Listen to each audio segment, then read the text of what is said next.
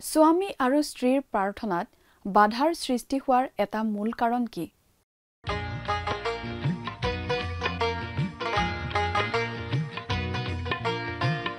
আজিৰে পবিত্ৰ ক্ষণতে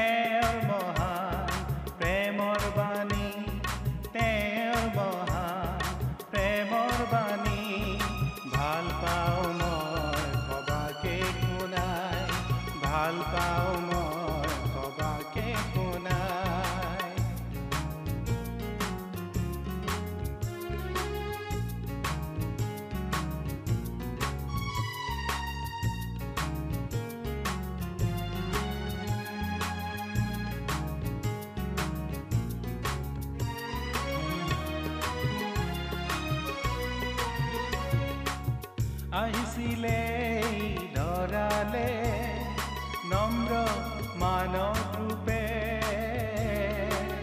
বেথলেহেমৰ গোহালি ঘৰত তেওঁ জনম ধৰিলে। আহিছিলে ধৰালে নম্ৰ মানৱ ৰূপে বেথলেহেমৰ গোহালি ঘৰত তেওঁ জনম ধৰিলে। সেই আনন্দত শুভ বাতৰি, সেই আনন্দত শুভ বাতৰি ভাল পাওঁ মই সবাকে শুনাই, ভাল পাওঁ মই সবাকে শুনাই।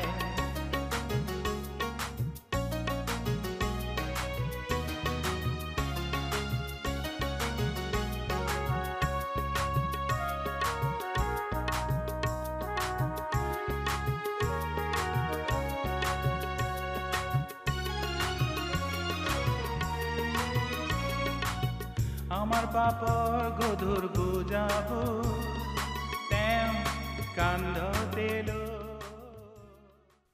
নমস্কাৰ, আমাৰ ভক্তিবচন অনুষ্ঠানলৈ আপোনাক পুনৰবাৰ স্বাগতম জনাইছোঁ। খ্ৰীষ্টীয় বিশ্বাসী লোকসকলৰ বাবে বিশেষভাৱে প্ৰস্তুত কৰা এই ভক্তিবচন অনুষ্ঠানটো হৈছে বাইবেল অধ্যয়নৰ ধাৰাবাহিক অসমীয়া অনুষ্ঠান।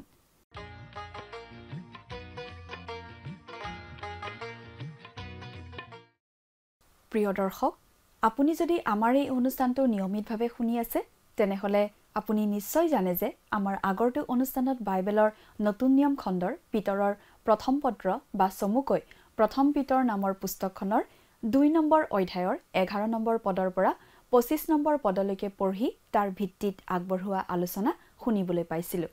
আজিৰ অনুষ্ঠানত আমি এই প্ৰথম পিতৰ পুস্তকৰ 3 নম্বৰ অধ্যায়ৰ 1 নম্বৰ পদৰ পৰা 7 নম্বৰ পদলৈকে পঢ়ি তাৰ ভিত্তিত আগবঢ়োৱা আলোচনা শুনিবলৈ পাম।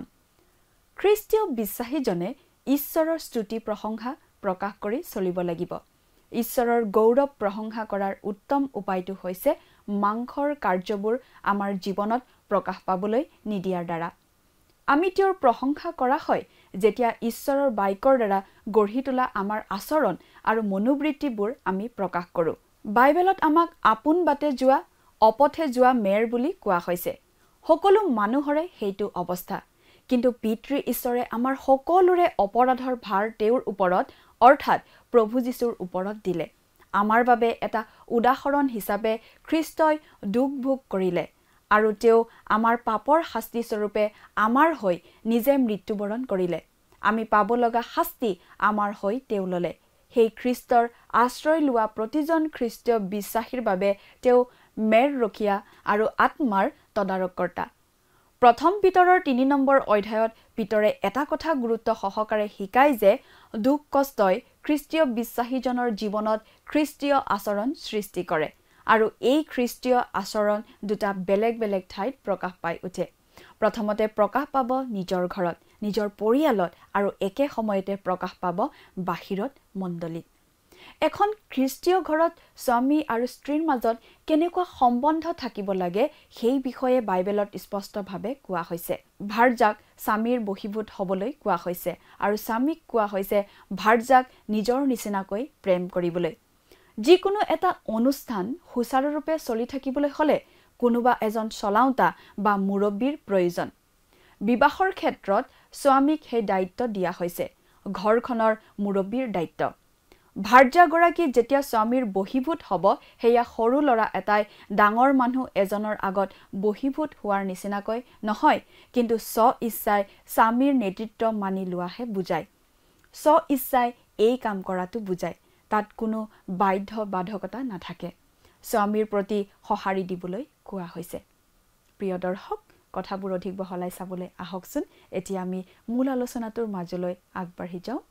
প্ৰিয় শ্ৰোতা, আমি বাৰু যোৱা অনুষ্ঠানত কি আলোচনা কৰিছিলোঁ আপোনাৰ মনত আছেনে? আমি আজি কিছুদিন ধৰি বাইবেলৰ নতুন নিয়ম খণ্ডৰ পিতৰৰ প্ৰথম পত্ৰ বা চমুকৈ প্ৰথম পিতৰ নামৰ পুস্তকখন অধ্যয়ন কৰি আছোঁ। যোৱা অনুষ্ঠানত আমি এই প্ৰথম পিতৰ পুস্তকখনৰ ২ নম্বৰ অধ্যায়ৰ শেষৰটো পদলৈকে পঢ়ি আমাৰ আলোচনা আগবঢ়াইছিলোঁ, নহয়নে বাৰু? আজি আমি এই প্ৰথম পিতৰ পুস্তকৰ ৩ নম্বৰ অধ্যায়ৰ প্ৰথম পদৰ পৰা আমাৰ আলোচনা আৰম্ভ কৰিম। আমি ইতিমধ্যে যিখিনি কথা আলোচনা কৰি আহিলোঁ, তাত এটা বিশেষ কথা আমি বাৰে বাৰে পাই আহিছোঁ। সেইটো হৈছে খ্ৰীষ্টীয় বিশ্বাসীৰ দুখ-ভোগ। খ্ৰীষ্টীয় বিশ্বাসীসকলে এই জীৱনত নানা ধৰণৰ দুখ ক্লেশ তাৰণাৰ সন্মুখীন হ'ব লগা হয়। এই কথাটোকে আমি এই ৩ নম্বৰ অধ্যায়তো অলপ বেলেগ ধৰণে পাওঁ। দুখ-ভোগে খ্ৰীষ্টীয় বিশ্বাসীৰ জীৱনত বিশেষভাৱে প্ৰভাৱ পেলায়। খ্ৰীষ্টীয় বিশ্বাসীসকলৰ দৈনন্দিন জীৱনত পৰা এই প্ৰভাৱে খ্ৰীষ্টীয় বিশ্বাসীসকলৰ আচাৰ ব্যৱহাৰ আদিত বিশেষভাৱে পৰিৱৰ্তন আনে। এই বিশেষ পৰিৱৰ্তন দুঠাইত প্ৰকাশ পাই উঠে, ঘৰত আৰু বাহিৰত। ঘৰত নিজৰ পৰিয়ালত আৰু বাহিৰত নিজৰ কৰ্মক্ষেত্ৰত, মণ্ডলীত, সমাজত। প্ৰথমতে আমি পাম ঘৰত কেনেকুৱা প্ৰভাৱ পৰে সেই কথা। বাইবেলৰ পৰা পাঠ কৰি দিব খুজিছোঁ। প্ৰথম পিতৰ ৩ নম্বৰ অধ্যায়ৰ প্ৰথম পদ দুটা আমি পাঠ কৰি দিম। আপোনাৰ লগত যদি বাইবেল আছে অনুগ্ৰহ কৰি চাই যাব, আৰু যদিহে বাইবেল নাই মন দি শুনিব দেই। পাঠ কৰি দিছোঁ। প্ৰথম পিতৰ ৩ নম্বৰ অধ্যায় প্ৰথম আৰু দ্বিতীয় পদ। সেইদৰে হে ভাৰ্যাবিলাক, তোমালোক নিজ নিজ স্বামীৰ বশীভূত হোৱা। বিশেষ তেওঁবিলাকৰ কোনোৱে যদিও ঈশ্বৰৰ বাক্য অমান্য কৰে, তথাপি নিজ নিজ ভাৰ্যাৰ আচাৰ ব্যৱহাৰৰ দ্বাৰাই, অৰ্থাৎ তোমালোকৰ ভয়যুক্ত সূচী আচাৰ ব্যৱহাৰ দেখিলে তাৰ দ্বাৰাই বিনা বাক্যেৰে যেন তেওঁবিলাকক পোৱা যায়, এই কাৰণে বশীভূত হোৱা। সেইদৰে বুলি কওঁতেই আমি বুজি পাওঁ যে এই কথাখিনিৰ আগতে কৈ অহা কথাৰ লগত সংগতি আছে। ইয়াৰ আগৰ পদকেইটা, অৰ্থাৎ ২ নম্বৰ অধ্যায়ৰ শেষৰ পিনৰ পদকেইটাত খ্ৰীষ্টীয় বিশ্বাসীসকলক কিছুমান উপদেশ দিয়া হৈছে। দৈনন্দিন জীৱনত আমি কেনে হোৱা উচিত, আনৰ প্ৰতি আমাৰ ব্যৱহাৰ কেনে হোৱা উচিত ইত্যাদি ইত্যাদি কথাৰে। ইয়াতো একেধৰণৰ কথাকে কোৱা হৈছে। প্ৰথমতেই কোৱা হৈছে ভাৰ্যাসকলক। পৰিয়ালত ভাৰ্যাৰ স্থান কেনে হোৱা উচিত সেই কথা আমি ইফিচিয়া পুস্তকৰ ৫ নম্বৰ অধ্যায়তো পাই আহিছোঁ। কিন্তু ইফিচিয়া পুস্তকত পাচনি পৌলে কোৱা কথাখিনি আৰু ইয়াত পিতৰে কোৱা কথাখিনিৰ পটভূমি অলপ বেলেগ। পাচনি পৌলে স্বামী স্ত্ৰীৰ সম্বন্ধৰ কথা লিখিছিল, য'ত স্বামী আৰু স্ত্ৰী উভয়েই খ্ৰীষ্টীয় বিশ্বাসী আৰু উভয়েই পবিত্ৰ আত্মাৰে পৰিপূৰ্ণ।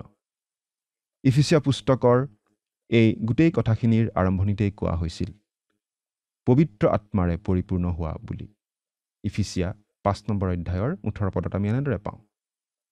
আৰু যেতিয়া আপুনি পবিত্ৰ আত্মাৰে পূৰ্ণ হয় তেতিয়া আপুনি কি কৰা উচিত? পৌলে কৈছে, হে ভাৰ্যাবিলাক, তোমালোক যেনেকৈ প্ৰভুৰ তেনেকৈ নিজ নিজ স্বামীৰো বশীভূত হোৱা। ইফিচিয়া 5 অধ্যায় 22 পদ। আকৌ তেওঁ কৈছে, হে পুৰুষবিলাক, খ্ৰীষ্টে যেনেকৈ মণ্ডলীক প্ৰেম কৰিলে আৰু তাৰ কাৰণে নিজকে শোধাই দিলে, তেনেকৈ তোমালোকেও নিজ নিজ ভাৰ্যাক প্ৰেম কৰা। ইফিচিয়া 5 অধ্যায় 25 পদ।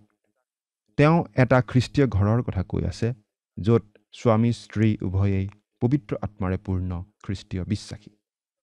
আৰু সেই সম্বন্ধ এনেকুৱা গভীৰ যে পুৰুষজনে স্ত্ৰীক প্ৰেম কৰে আৰু প্ৰয়োজন সাপেক্ষে স্ত্ৰীৰ বাবে মৰিবলৈকো সাজু। যিকোনো এটা অনুষ্ঠানত শৃংখলা বৰ্তি থাকিবলৈ হ'লে এজন মুৰব্বী লাগিবই। বিবাহৰ ক্ষেত্ৰত সেই স্থান দিয়া হৈছে স্বামীজনক। স্ত্ৰীক স্বামীৰ বশীভূত হ'বলৈ কোৱা হৈছে। কিন্তু এই বশ্যতা বা বাধ্যতা ল'ৰা ছোৱালীৰ বাধ্যতা যেনেকুৱা তেনেকুৱা নহয়। বহুতো মানুহে ভাবে তেওঁক তেওঁৰ সন্তানে যেনেকৈ মানে স্ত্ৰীয়েও তেনেকৈয়ে মানিব লাগিব। এইটো সঁচা কথা নহয়। বশীভূত হোৱা বুলি কোৱাৰ লগে লগে স্বইচ্ছাই বশ হোৱা কথাটো আহি পৰে। পাচনি পৌলে ভাৰ্যাসকলক কৈছে, তোমালোক তোমালোকৰ স্বামীৰ বশীভূত হোৱা, কাৰণ তেওঁলোকে তোমালোকক প্ৰেম কৰে। আচলতে এইটো ক্ৰিয়া প্ৰতিক্ৰিয়াৰ নিচিনা কথা। স্বামীয়ে ভাৰ্যাক কয়, মই তোমাক ভাল পাওঁ, আৰু তেতিয়া ভাৰ্যাই সঁহাৰি দি কয়, ময়ো আপোনাক ভাল পাওঁ, আপোনাৰ কথাকে মোৰ কথা বুলি মানো। বিবাহ আচলতে 3টা পৰ্যায়ত হয়। প্ৰথমটো হৈছে শাৰীৰিক। সেই শাৰীৰিক দিশটো গুৰুত্বপূৰ্ণ। এই শাৰীৰিক মিলনটোৰ বিষয়ে এই জগতে বহু কথাই কয় আৰু জানে। কিন্তু দুজন খ্ৰীষ্টীয় বিশ্বাসী স্বামী স্ত্ৰীৰ মাজৰ এই শাৰীৰিক মিলনটো এই জগতৰ সকলোতকৈ সুন্দৰ, সকলোতকৈ মূল্যৱান, সকলোতকৈ অপূৰ্ব বিষয় হৈ পৰিব পাৰে। খ্ৰীষ্টীয় বিশ্বাসীসকলে সম্পূৰ্ণ বিশ্বাস আৰু নিষ্ঠাপূৰ্ণভাৱে এই পবিত্ৰ শাৰীৰিক সম্বন্ধ উপভোগ কৰিব পাৰে। এই শাৰীৰিক সম্বন্ধ যে অতি আদৰণীয়, তাত আমাৰ সন্দেহ নাই। ডক্টৰ লিউইছ স্পেৰী শ্বেফাৰ নামৰ এজন বিখ্যাত পণ্ডিতে এবাৰ এনেদৰে কৈছিল, মই বহুতো মেল মিটিং কনফাৰেন্স আদিত বাইবেল শিক্ষা দি ঘূৰি ফুৰোঁ। যেতিয়া মই ঘৰলৈ উভতি আহোঁ তেতিয়া মই ঘৰত এগৰাকী সহকাৰী পালক বা অৰ্গেন বাদিকা বিচাৰি নাহোঁ। মই কোনো সু গায়িকা বা কোনো মিছনেৰী সমাজৰ সভানেত্ৰী বিচাৰি নাহোঁ। মই বিচাৰি আহোঁ এগৰাকী সুগৃহিণী, যিগৰাকী মোৰ ভাৰ্যা আৰু যাক মই মৰমেৰে আঁকোৱালি ল'ব পাৰোঁ। এৰা প্ৰিয় শ্ৰোতা, বিবাহত শাৰীৰিক সম্বন্ধটো খুব গুৰুত্বপূৰ্ণ। বিবাহৰ দ্বিতীয়টো দিশ হৈছে মানসিক, মনৰ মিলন। এই দিশটো যথেষ্ট গুৰুত্বপূৰ্ণ। স্বামী স্ত্ৰীয়ে যদি একেধৰণৰ কাম কৰি ভাল পায় তেনেহ'লে নিশ্চয় খুব ভাল কথা। কিন্তু যদিহে তেওঁলোকৰ মাজত পাৰ্থক্য থাকে তেন্তে সেই পাৰ্থক্য যিমানেই কম কৰিব পৰা যায় সিমানেই ভাল। স্বামীয়ে যদি নিজৰ ভালপোৱা বন্ধু বান্ধৱৰ লগতে সময় কটায় আৰু ভাৰ্যায়ো যদি নিজৰ বান্ধৱীসকলৰ লগতেই সময় কটাই ভাল পায়, তেনেহ'লে তেনেকুৱা পৰিয়ালত অশান্তি হোৱাৰ সম্ভাৱনা থাকিবই। আৰু এই কথা আমি দেখি আহিছোঁ। বিবাহৰ তৃতীয়টো দিশ হৈছে আত্মিক সম্বন্ধ। এই কথা খ্ৰীষ্টীয় বিশ্বাসীসকলৰ মাজত হোৱা বিবাহৰ ক্ষেত্ৰত প্ৰযোজ্য। যেতিয়া দুখ কষ্ট সমস্যা আদি আহে তেতিয়া স্বামী স্ত্ৰী উভয়ে একেলগে আঁঠু লৈ প্ৰাৰ্থনা কৰিব পাৰিব লাগিব, ঈশ্বৰৰ আগত মিনতি জনাব পাৰিব লাগিব এক মনেৰে। এইটো বিবাহৰ তৃতীয়টো দিশ। প্ৰথম দুটা সম্বন্ধ হয়তো ভাঙি দিব পাৰি, কিন্তু 3 তৰপীয়া ৰছী এডাল সহজে নিছিগে। উপদেশক 4 অধ্যায় 12 পদ। যেতিয়া আমাৰ বিবাহত এই 3টা সম্বন্ধ ঠিকে থাকে, আমাৰ বিবাহ হৈ থাকে আশীৰ্বাদপূৰ্ণ আনন্দকৰ অভিজ্ঞতা। প্ৰথমটো সম্বন্ধত কেনা লাগিলেও তৃতীয়টো সম্বন্ধই ধৰি ৰাখিব, বিবাহ ভাগি নাযায়। কিন্তু প্ৰথম দুটাৰ সৈতে যদি তৃতীয়টো সম্বন্ধও ভাগি যায় তেনেহ'লে সেই বিবাহ বিফল হ'ব। গতিকে আমি আমাৰ পৰিয়ালত এই তৃতীয়টো সম্বন্ধ অৰ্থাৎ আত্মিক সম্বন্ধটোৰ ওপৰত যথেষ্ট গুৰুত্ব দিয়া উচিত। এতিয়া ধৰক এগৰাকী খ্ৰীষ্টীয় বিশ্বাসী ছোৱালীৰ বিয়া হ'ল এজন অবিশ্বাসীৰ লগত। প্ৰথম কথা, তেনেকুৱা বিয়াত ছোৱালীজনীয়ে আচলতে সন্মতি দিয়াই উচিত নহয়। কোনো অবিশ্বাসীৰ সৈতে খ্ৰীষ্টীয় বিশ্বাসীয়ে বিবাহ পাশত আবদ্ধ হ'ব নালাগে। বাইবেলত লিখিছে, গৰুকে গাধকে জুতি হাল নাবাবা। 2 বিৱৰণ 22 অধ্যায় 10 পদ। এবাৰ এগৰাকী ছোৱালী পালকৰ ওচৰলৈ আহি ক'লে, পালক মহোদয়, মই ভাল পোৱা ডেকাজন খ্ৰীষ্টীয় বিশ্বাসী নহয়, কিন্তু মই তেওঁক খ্ৰীষ্টলৈ জয় কৰিম। পালকে সুধিলে, তুমি জানো আজিলৈকে তেওঁক জয় কৰিব পাৰিলা? ছোৱালীজনীয়ে উত্তৰ দিলে, নাই। তেতিয়া পালকে ক'লে, তুমি যদি এতিয়াই তেওঁক খ্ৰীষ্টলৈ আনিব পৰা নাই, তেন্তে বিয়াৰ পাছত খ্ৰীষ্টলৈ অনাৰ সম্ভাৱনা অতি ক্ষীণ। ছোৱালীজনীয়ে পালকৰ কথা নামানি আন এঠাইত গৈ সেই ডেকাজনৰ সৈতে বিবাহত সোমাল। কিন্তু 2 বছৰ পাছত তাই কান্দি কান্দি সেই পালকৰ ওচৰলৈ আকৌ আহিল, কাৰণ ইতিমধ্যেই তাইৰ বিবাহ বিচ্ছেদ হৈ গৈছিল। এনেকুৱা ধৰণৰ দুখ লগা অৱস্থা প্ৰায়েই হয় যদিহে খ্ৰীষ্টীয় বিশ্বাসী লোকে অবিশ্বাসী লোকৰ সৈতে বিবাহ পাশত আবদ্ধ হয়। 1 পিতৰৰ 3 নম্বৰ অধ্যায়ৰ এই পদ দুটাত আচলতে এনেকুৱা এটা পৰিস্থিতিৰ কথা কোৱা হৈছে য'ত ভাৰ্যাগৰাকী খ্ৰীষ্টীয় বিশ্বাসী, কিন্তু স্বামীজন নহয়। খুব সম্ভৱ বিবাহৰ পাছত ভাৰ্যাগৰাকীয়ে খ্ৰীষ্টক গ্ৰহণ কৰাত এনে এটা পৰিস্থিতি হৈছে। ইয়াত কোৱা হৈছে যে খ্ৰীষ্টীয় বিশ্বাসী হোৱাৰ পাছত সেই তিৰোতাই অখ্ৰীষ্টীয় স্বামীৰো বশীভূত হৈ থাকিব লাগিব, যেনেকৈ আগতে আছিল। এইটো আদেশ নহয়। তিৰোতাগৰাকীয়ে স্বইচ্ছাই বশীভূত হ'ব লাগিব, কাৰণ পৰিত্ৰাণপ্ৰাপ্ত লোক নহ'লেও সেই স্বামীয়েই পৰিয়ালৰ মূৰ। কিন্তু স্বামীৰ বশীভূত হোৱা মানে স্বামীৰ কথামতে যে মন্দ বা নীতি বিগৰ্হিত কাম কৰিব লাগিব এনে নহয়। যি ক্ষেত্ৰত বাইবেলৰ শিক্ষাৰ বিপৰীতে যাব লগা হয়, তেনে ক্ষেত্ৰত প্ৰেমেৰে আৰু নম্ৰভাৱে অস্বীকাৰ কৰিব পাৰিব লাগিব।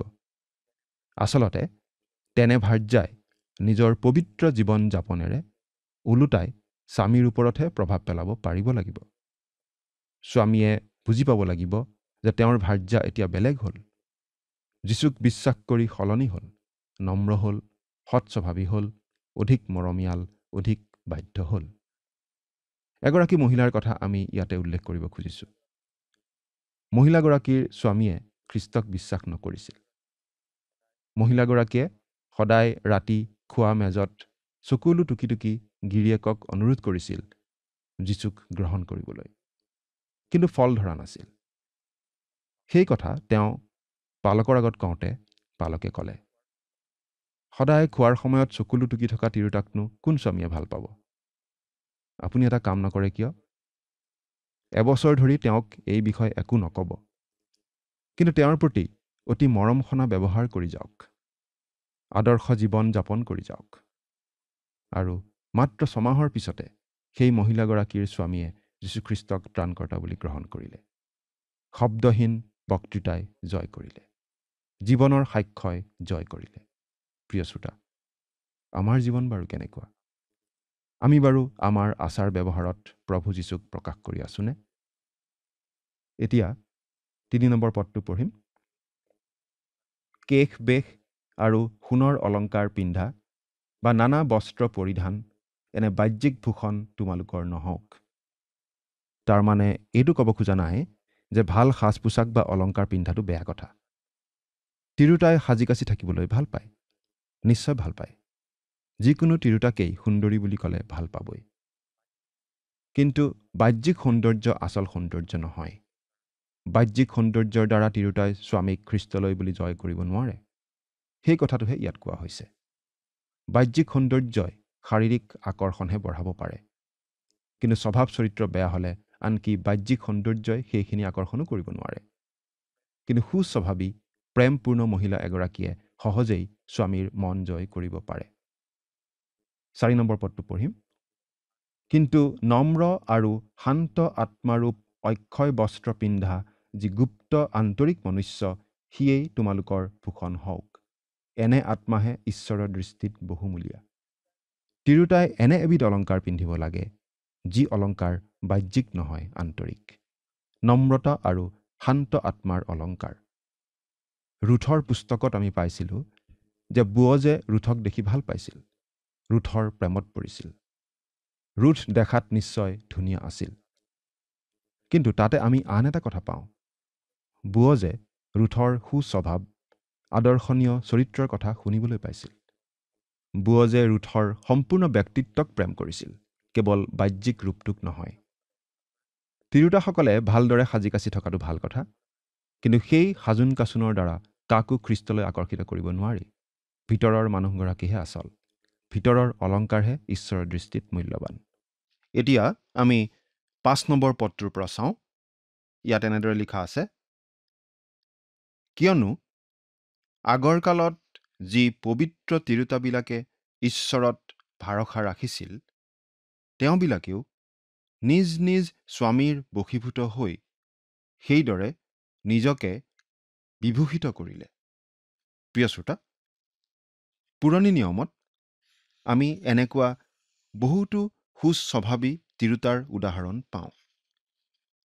ইতিমধ্যেই আমি ৰুথৰ কথা উল্লেখ কৰিলোঁ। ৰাহেলো চকুত লগা তিৰোতা আছিল আৰু জাকুবে তেওঁক বিশেষভাৱে ভাল পাইছিল। কিন্তু ইয়াত আমাক এই বুলিহে কোৱা হৈছে যে আগৰ কালৰ পবিত্ৰ তিৰোতাসকলেও স্বামীৰ বশীভূত হৈ সেই অলংকাৰেৰেহে নিজক বিভূষিত কৰিছিল। অৰ্থাৎ তেওঁলোক যে স্বামীৰ বাধ্য আছিল, বশীভূত আছিল, সেইটোহে তেওঁলোকৰ আচল অলংকাৰস্বৰূপ আছিল। এই কথাটোহে আমি বিশেষভাৱে ইয়াত আঙুলিয়াব খুজিছোঁ। এতিয়া পাঠ কৰি দিম 6 নম্বৰ পদ।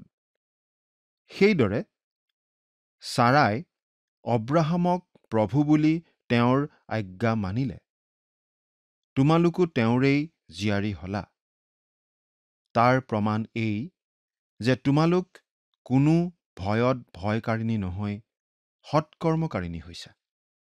ছাৰাও অতি সুন্দৰী আছিল আৰু বহুতো ৰজাই তেওঁক বিয়া কৰিবলৈ ইচ্ছা কৰিছিল, আৰু সেইকাৰণে অব্ৰাহাম সমস্যাটো পৰিছিল।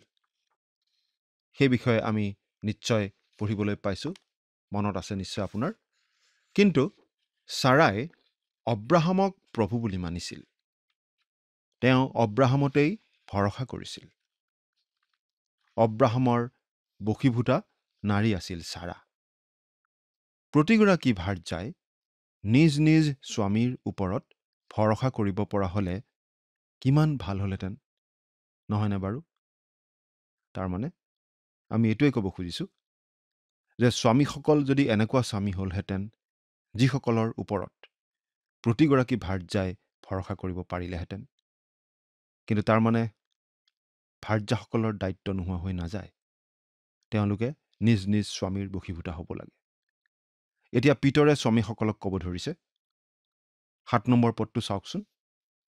সেইদৰে হে পুৰুষবিলাক, তোমালোকতকৈ স্ত্ৰী লোক দুৰ্বল, ভাণ্ড আৰু জীৱনৰূপ অনুগ্ৰহৰ সহধিকাৰিণী বুলি জানি তোমালোকৰ প্ৰাৰ্থনাৰ যে বাধা নজন্মে, এইকাৰণে তেওঁবিলাকে সৈতে জ্ঞানমতে সহবাস কৰি তেওঁবিলাকক সমাদৰ কৰা। প্ৰিয় শ্ৰোতা, এই বিশেষ কথাটো প্ৰতিজন স্বামীয়ে মনত ৰখা উচিত। ভাৰ্যা খ্ৰীষ্টীয় বিশ্বাসী হওকেই বা নহওক, স্বামীসকলে এই কথাটো মানিবই লাগে। স্বামীয়ে ভাৰ্যাক দুৰ্বল, ভাণ্ড বুলি জানি তেনেকৈ সমাদৰ কৰা উচিত। আমি মনত ৰখা উচিত যে পুৰুষ আৰু নাৰী কেতিয়াও একে নহয়। পুৰুষ পুৰুষেই, নাৰী নাৰীয়েই। ঈশ্বৰে তেনেকৈয়ে সৃষ্টি কৰিলে, পুৰুষ আৰু নাৰীক বেলেগকৈ। নাৰী দুৰ্বল, ভাণ্ড। গতিকে নাৰীক সন্মান, আদৰ, যত্ন কৰি ব্যৱহাৰ কৰা উচিত। এই কথাটো নাৰীসকলেও মনত ৰখা উচিত। পুৰুষৰ নিচিনা হ'বলৈ চেষ্টা কৰি নাৰীয়ে কেতিয়াও অধিক সন্মান নাপায়। কিন্তু নাৰী সুলভ হৈ থাকিলেই পুৰুষৰ আচলতে বেছি আদৰ পায়, নহয়নে বাৰু? সকলো স্বামীয়েই জনা উচিত যে নাৰীসকল পুৰুষতকৈ দুৰ্বল। গতিকে ভাৰ্যাসকলক স্বামীসকলে বিশেষ যত্ন লোৱা উচিত, বিশেষভাৱে সমাদৰ কৰা উচিত। তোমালোকৰ প্ৰাৰ্থনাৰ যেন বাধা নজন্মে, অৰ্থাৎ যদিহে স্বামী আৰু স্ত্ৰীৰ মাজৰ সম্বন্ধ ঠিক নাথাকে, তেতিয়া পাৰিবাৰিক প্ৰাৰ্থনাত বিঘিনি জন্মিব। তেতিয়া স্বামী আৰু স্ত্ৰী দুয়ো একেলগে প্ৰাৰ্থনা কৰিবও নোৱাৰিব। তেতিয়া আচলতে ব্যক্তিগত প্ৰাৰ্থনাটো বিঘিনি জন্মিব। কিন্তু যদি স্বামীয়ে স্ত্ৰীৰ প্ৰতি উপযুক্ত ব্যৱহাৰ কৰে আৰু স্ত্ৰীয়েও স্বামীৰ বশীভূতা হৈ থাকে, তেতিয়া পৰিয়ালত ঐক্য বিৰাজ কৰিব, ভাল পৰিৱেশ থাকিব, প্ৰাৰ্থনাৰ অনুকূল পৰিৱেশ থাকিব আৰু প্ৰাৰ্থনাৰ জীৱনো হ'ব সফল। প্ৰিয় শ্ৰোতা, আমি মনত ৰখা উচিত যে ঈশ্বৰেই নৰ নাৰী সৃষ্টি কৰিলে। মানুহ অকলে থকা ভাল নহয়। সেইবাবেই মানুহৰ সংগিনী হিচাপে ঈশ্বৰে নাৰীক সৃষ্টি কৰিলে। স্বামী স্ত্ৰীৰ বন্ধন পবিত্ৰ বন্ধন। এই বন্ধন পবিত্ৰ কৰি ৰখাত স্বামী আৰু স্ত্ৰী দুয়োৰো দায়িত্ব আছে। এই দায়িত্ব গধুৰ দায়িত্ব, কিন্তু পালন কৰিবলগীয়া দায়িত্ব। কিন্তু আমি এটা কথা দৃঢ়ভাৱে ক'ব পাৰোঁ যে প্ৰভু যীশুখ্ৰীষ্টক আমি আমাৰ নিজৰ জীৱনত স্থান দিলেহে আমাৰ পাৰিবাৰিক জীৱনো সফল, সুন্দৰ আৰু সুখময় হৈ উঠে। এই কথা আমি বাৰু মনত ৰাখিছোনে? ঈশ্বৰে আমাক আশীৰ্বাদ কৰক। আমেন।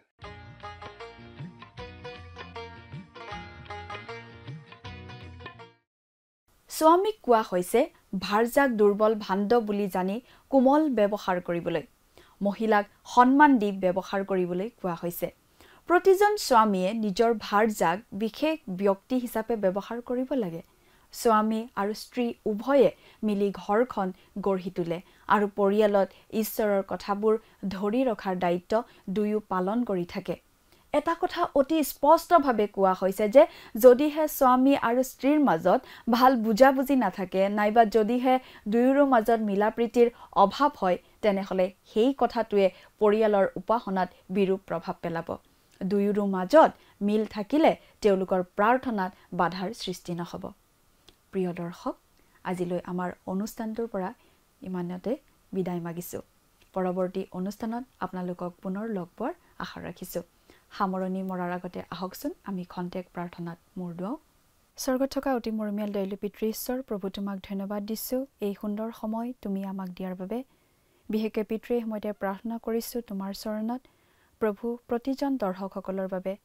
প্ৰভু তেওঁলোকে যি তোমাৰ পবিত্ৰ বাক্য অধ্যয়ন কৰি আছে, এই বাক্য বুজি পোৱাত প্ৰভু তুমি সহায় কৰিবা, আৰু প্ৰভু তেওঁলোকে যাতে এই বাক্য বুজি পায় নিজৰ জীৱনত যাতে তাক ব্যৱহাৰ কৰিবলৈ পাৰিব, তেনে আশীৰ্বাদ প্ৰভু তুমি দান কৰিবা। আৰু প্ৰভু তেওঁলোকৰ সকলো প্ৰয়োজনবোৰ প্ৰভু তুমি পূৰণ কৰিবা। এই সকলো যাচনা মহান ত্ৰাণকৰ্তা প্ৰভু যীশুখ্ৰীষ্টৰ নামত অৰ্পণ কৰিছোঁ। আমেন। প্ৰিয় দৰ্শক, যোৱা অনুষ্ঠানৰ প্ৰশ্নটোৰ শুদ্ধ উত্তৰটো হৈছে অপশ্যন বি, প্ৰভুৰ নিমিত্তে। আজিৰ অনুষ্ঠানৰ ওপৰত আধাৰিত প্ৰশ্নটো হৈছে বুৱজক ৰুথৰ কোনটো বিষয়ে আকৰ্ষিত কৰিছিল? অপশ্যন এ সৌন্দৰ্যতা, অপশ্যন বি সম্পত্তি, অপশ্যন চি দুৰ্দশা, অপশ্যন ডি চৰিত্ৰ। দৰ্শক, আজিৰ প্ৰশ্নৰ সঠিক উত্তৰটো অহাকালি সন্ধিয়া 6 বজাৰ আগেয়ে আপোনাৰ নাম আৰু সম্পূৰ্ণ ঠিকনাৰে সৈতে আমালৈ 7429840242 নম্বৰত SMS নাইবা হোৱাটছআপ যোগে প্ৰেৰণ কৰক। প্ৰিয় দৰ্শক, যদি আপোনাৰ এই অনুষ্ঠানটি শুনি ভাল লাগিছে, তেনেহ'লে এই নম্বৰত এটি মিছ কল দিয়ক। ইয়াৰ যোগেদি আপুনি পৰৱৰ্তী অনুষ্ঠানত বিজয়ী হ'ব পাৰে।